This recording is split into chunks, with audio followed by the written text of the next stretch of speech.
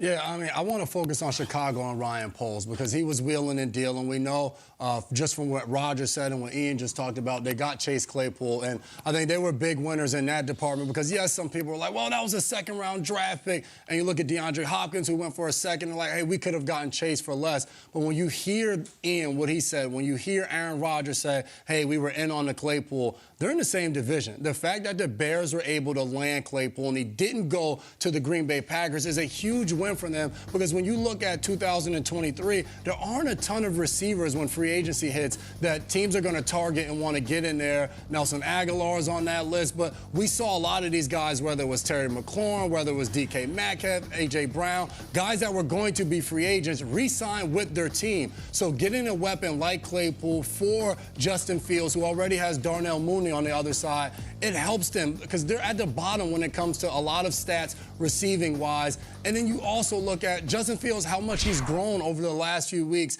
and what he's been able to do with that offense, not only running, but being able to do better passing the ball as well is going to go a long way. And Ryan Poles, a guy who's gotten there, and he's looking for the future. Yep. The only receivers on the roster for next year are Chase Claypool, Darnell Mooney, and Velus Jones. Those are the only guys that they have on the roster, and there's not a lot in free agency. So landing a guy like Claypool will go a long way in helping Justin Fields and his Bears offense. I'm going to see you with the first-year GM as well and go to Minnesota and Kwesi Adofo-Mensah because this is like beyond being born and bred in Minnesota and being a Vikings fan. Like this is just a taste of what it feels like to live and grow up as a Vikings fan. And this is uncharted territory for the Vikings. The Vikings, first of all, are off to a start that they haven't seen in quite some time. This is the first intra-divisional trade for the Lions in 1998, I think the year was. Making a move like this to empower yourself on a team that's already good is not what Vikings fans are used to. This is uncharted territory.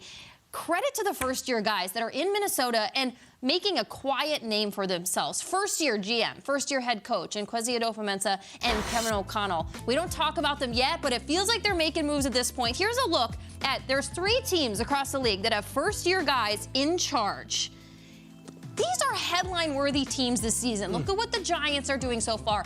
Look at how much we've been talking about Ryan Poles and some of the bigger wins that the Bears have been able to pull off this season. This might not be a win-now season for the Bears, but Ryan Poles is getting the job done. The Giants look really good. And the Vikings, they could have sat on their hands and said, look, we've won this much so far, which honestly, in a tainted way, feels like a very Minnesota Vikings thing to do. Sure. But this is a new regime. This is what Kwesi Adofo-Mensah was brought in for. This is why Kevin O'Connell is there. Makes me a little nervous with my Vikings hat on, but like this, because it's not what I'm used to seeing, I guess, from the Vikings. It's a brand new day for the Vikings. Yeah. I saw Joe Shane up there. Peter, if I wanted some next level insight into Joe Shane and what makes him tick, where would I get that? I do a podcast this season with Peter Schrager. The guest this week is Giants GM Joe Shane. That's awesome. Yeah. Talks a bunch about it. And guess he's recording this yesterday during the trade deadline, but you better believe he was checking his phone and he was active. They didn't make a move, but to have fresh blood, especially in Minnesota, where we love Zim and we love what Rick Spielman did, but this is like a ray of sunshine in a lot of ways for Vikings fans because it's, hey, there's an aggressive nature and they're willing to trade within the division. Remember, they also made a trade in the draft, the Jamison Williams trade, also with the Lions in the division. You don't usually see that. And that's all lovely. Bears and Vikings. Let's get to it. Get to it. What are the Packers doing? Okay. Get to the cheese of it. So I almost feel like this one might have been maybe you do give more than a second round for Chase Claypool. And it has nothing to do with Chase Claypool. It's about the symbolism of, yes, we're trying to do something to help you, Aaron Rodgers. I don't know what Sammy Watkins is going to provide this year. I don't know if Randall Cobb is coming back with his. I don't know if the young man Watson, the second-round pick, is going to do it. I don't know if Dobbs is suddenly going to. I look at this. Chase Claypool would have been the #1 wide receiver in Green Bay. Sure. And yes, Alan Lazard might return, and we'll see what happens with his ability. But, like, go and make the trade. Go and make the trade. Do something. Show at least that, hey, we're doing it. I know it sounds like we don't want to get fleeced by the Bears and get beaten in division, and I understand why the Bears might not want to trade in division and see, or the Steelers, I'm sorry, makes no reference to the in division stuff. But you lost to the Bears on this one. To me, they got a receiver that you wanted, you didn't get. And Brandon Cooks makes $18 million. I don't know. I might have done that too. Figure it out. The symbolism is huge in this one. So now what do we do? Oh, we've lost 4 in a row. Rodgers is talking on McAfee that he's talking with the GM, and we didn't do anything.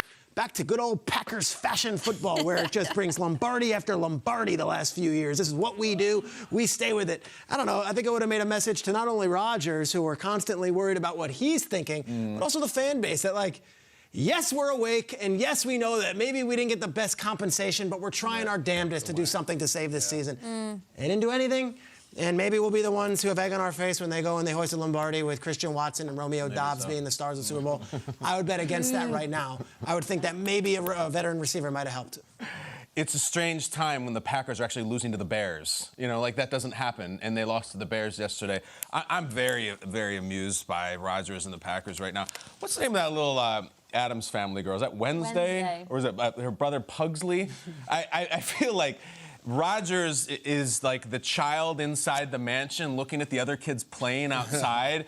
Oh my gosh, the Bears got a wide receiver and the Vikings got a really good tight end, and normally he's that kid up in the upstairs in the bedroom looking at like the other kids being like, haha, you losers, we're 7-1 at the deadline and I got everything I need and you're just scrambling to catch up with me. And I'm also amused by the steadily decreasing subtlety on his weekly media appearances. So there's the translation. I was hoping we would be breaking some news here on the show. Yeah. I'm refreshing my bleeping phone, waiting for the team to make a move. Let's go, let's go. I've had some talks with Brian. I went into Brian's office and I said, get me a player. And if you don't get me a player, let's sit down and watch some film, Brian, because I dare you to find one of two things. A wide receiver running the right route, and B, God forbid him actually getting open on the route, because nobody's open and the guys who are open are not in the right place. So get me somebody. That's what he's saying. I've had some talks with Brian, and normally, look, they don't have to do squat. And they can say, we're the Packers, and we're 7-1, and we blow the doors off the division. The 3-5, they've lost 4 in a row. The offense is 26th in the league. They got nothing. They're going nowhere, and they did bupkis. And if I'm a fan, I'm like, that's it? That's acceptable? That's acceptable? We're going to ride this thing out, and we're going to be a 6-11 team this year? I'm pissed. And wait till Rodgers next week. Wait till Rodgers 2 months from now. I can't wait. Saints moved up in the draft and got Chris Olave. The Eagles traded for A.J. Brown. You go through this, the Jamison Williams. The Lions went up and traded and got him. Packers had 2 first-round picks, didn't do a thing, and then they waited till the second round. They haven't done a thing in free agency or the trade deadline. Maybe they know better than I do. Rodgers keeps talking about retirement. You want to go get this guy somebody to win now, and they haven't done it. Well, when you say it that way, it's kind of like a, do they? Like, that's where my brain goes. It's like, did they? Did they want to get the grass greener on the other side? Wait till you see how things are going when he just leaves after this year. Right. Exactly. Financially, football-wise, just watch. Ooh, spicy.